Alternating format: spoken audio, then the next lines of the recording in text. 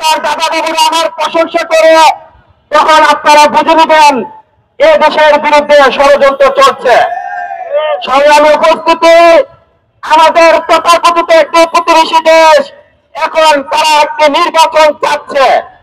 তারা যখন নির্বাচন চাচ্ছে, এই সুযোগে গণহত্যাকারী দল তারা মুখে মাস্ক পরে কাপড় বেঁধে তারা সংগঠিত হওয়ার চেষ্টা করছে। তারা পুনরায় তারা রাজনীতি করার চেষ্টা করছে। সংগ্রামী জনগণ, ভারত 2014 সালে নির্বাচন চেয়েছিল, এদেশে একটি বিনা প্রতিদ্বন্দ্বিতার নির্বাচন উপহার দিয়েছে। ভারত এদেশে 2018 সালের একটি রাতের অন্ধকারের নির্বাচন দিয়েছে। এই ভারতের কথা মতো 2024 সালে একটি আমি তুমি দামি নির্বাচনে দেশের জনগণকে তারা দিয়েছে। আমরা বলতে চাই, ভারত যখন নির্বাচন পাবে, ভারতের কোন অধিকার নাই। এই বাংলাদেশের অধিকার, এই বাংলাদেশ সরকার গঠন কে করবে, ভারত থেকে ঠিক হবে না। আমরা স্পষ্ট বলে দিতে চাই, এটি একটি নতুন বাংলাদেশ। এদেশে কারা এমপি হবে, কারা মন্ত্রী হবে, এটি দিল্লির মস্তর তা ঠিক করে দিতে পারবে না। এদেশে কারা নির্বাচন করবে, কখন নির্বাচন হবে, এটা এদেশের জনগণ ঠিক করবে।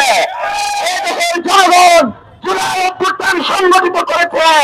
আওয়ামী লীগকে বিপরীত প্রক্রিয়ায় নিষিদ্ধ করতে হবে এবং একটি সংস্কারের মাধ্যমে একটি নতুন বাংলাদেশ বিনির্মাণ করতে হবে এবং একটি গণপরিষদ নির্বাচনের আয়োজন করে একটি গ্রহণযোগ্য নির্বাচনের দিকে যেতে হবে।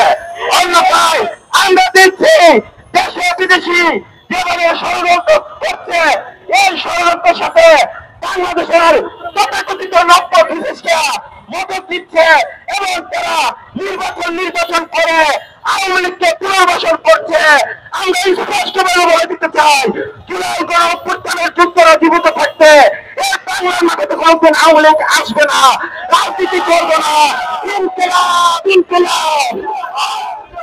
ধন্যবাদ সকলকে। কথা বলুন, শহীদ ফ্যামিলির মনে ভাষা বুঝুন। আমি উপদেষ্টা পরিষদকে আবার বলতে চাই, আপনারা যে উপদেষ্টা রয়েছেন, আপনাদের কারো পরিবার থেকে একজন শহীদ হয় নাই। আপনার শহীদ কারা হয়েছে, ওই শহীদ মায়ের গর্ব আপনারা বুঝছেন না, শহীদ মায়ের কন্দন আপনাদের কোনো উপহার বুঝাচ্ছে না। যার কারণে আপনারা এখনো আওয়ামী লীগের ব্যাপারে নতুন আচরণ করছেন, নমনীয় আচরণ করছেন। আমি আরেকটি বড় দলকে বলতে চাই, আপনারা আমাদের রাজনৈতিক বন্ধু হিসাবে আপনাদেরকে আমরা এখনো মূল্যায়ন করি, আপনাদেরকে বড় হিসাবে সম্মান করি, কিন্তু আওয়ামী লীগের ব্যাপারে আপনারা এখনো কুসুম বিরোধিতা করেন। আপনারা এখনো এই নিয়ে আওয়ামী লীগ নিষিদ্ধের বিপক্ষে অবস্থান নিচ্ছেন। আপনারা সংস্কারের বাধা হয়ে দাঁড়াচ্ছেন। আমি ওই বড় দলটিকে বলতে চাই এবং স্পষ্ট করে বলতে চাই, বিএনপির ভারপ্রাপ্ত চেয়ারম্যান জনাব তারেক রহমান সাহেব, আপনার প্রতি সম্মান রেখে বলছি, আওয়ামী লীগ বাংলাদেশে নিষিদ্ধ আপনারা চান কিনা এই বিষয়টি একদম স্পষ্ট করে জনগণের সামনে কোন থানায় বলাই করবেন না। জাতীয় নাগরিক পার্টি এনসিপি আওয়ামী লীগের নিষিদ্ধ দাবি জানিয়েছে, আপনি বিএনপির ভারপ্রাপ্ত চেয়ারম্যান হিসাবে আওয়ামী লীগের নিষিদ্ধ দাবি জানান।